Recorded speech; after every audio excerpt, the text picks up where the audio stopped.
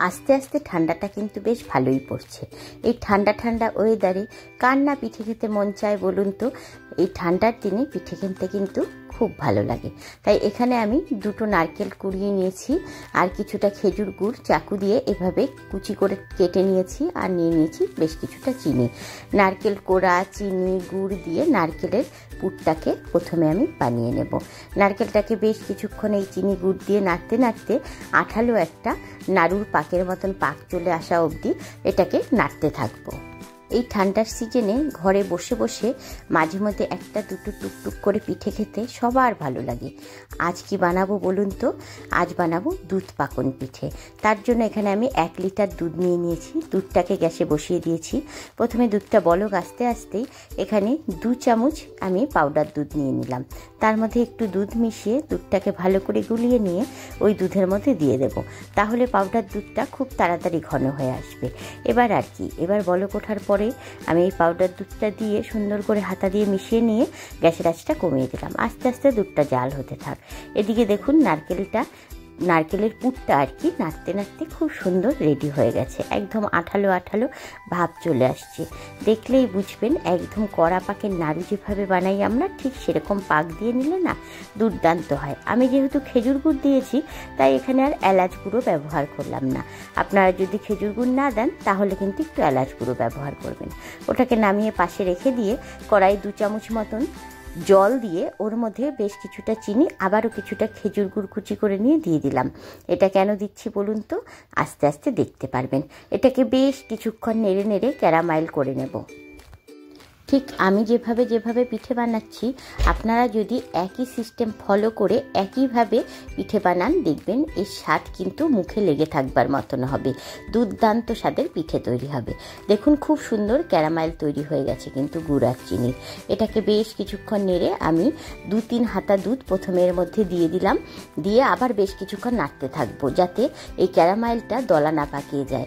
একবারে সব দুধ দিচ্ছি না। বেশ কিছুক্ষণ নেড়ে নেবার পর এবার আমি বাকি সব দুধটা এর মধ্যে ঢেলে দিলাম। দিয়ে এবার আবার বেশ কিছুক্ষণ জাল দিতে হবে যতক্ষণ অবধি দুধটা ঘন না হয়। তাহলে না দুধটা বেশ ক্ষীর আঠালো সুন্দর তৈরি হবে।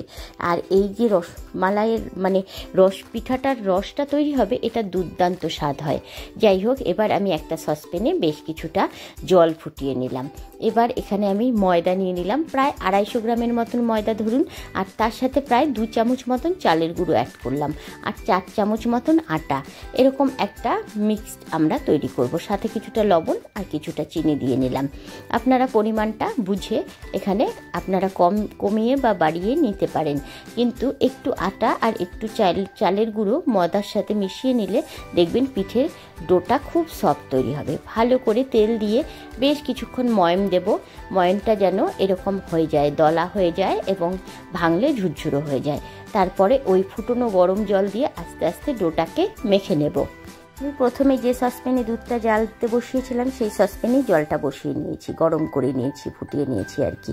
এবার আস্তে আস্তে জল দিয়ে চামচ দিয়ে বেশ কিছুক্ষণ নাড়ার পর এটাকে আস্তে আস্তে হাত দিয়ে সুন্দর সফট করে মাখবো।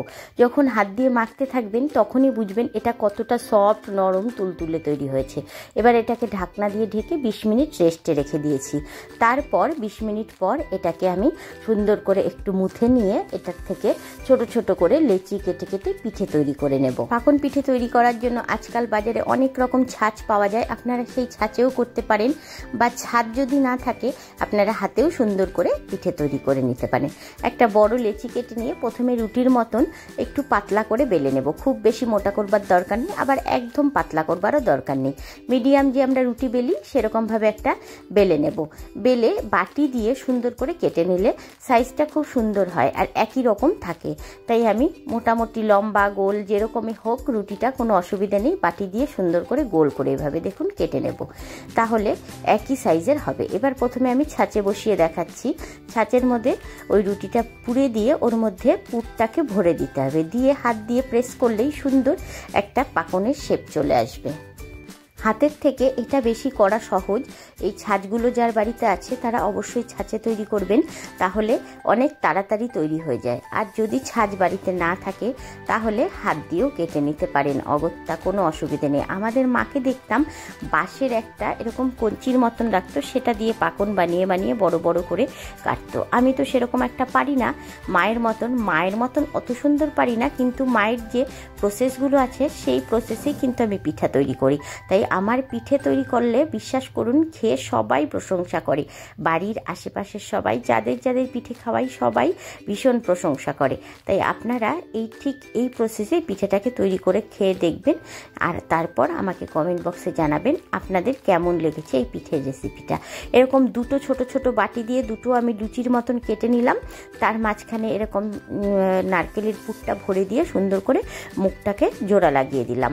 তারপর চাকু দিয়ে এভাবে কেটে নিয়ে সুন্দর করে পদ্ম ফুলের পাপড়ি যেরকম বানায় না ওরকম বা সূর্যমুখী ফুলের যে পাপড়ি হয় ওরকম মাথাটাকে চোখা করে দিলেই একটা সুন্দর ডিজাইন তৈরি হয়ে আসবে। এরকম অনেক ছোট ছোট ডিজাইন করা যায়, যে যেরকম খুশি আপনারা করে নিতে পারেন। সত্যি কথা বলতে কি, বাড়িতে তো পরিবারের সবারই বাড়িতে জয়েন্ট ফ্যামিলি ছিল, প্রচুর লোকজন ছিল, একসাথে বসে সবাই মিলে পিঠে বানাতে ভারী মজা লাগতো।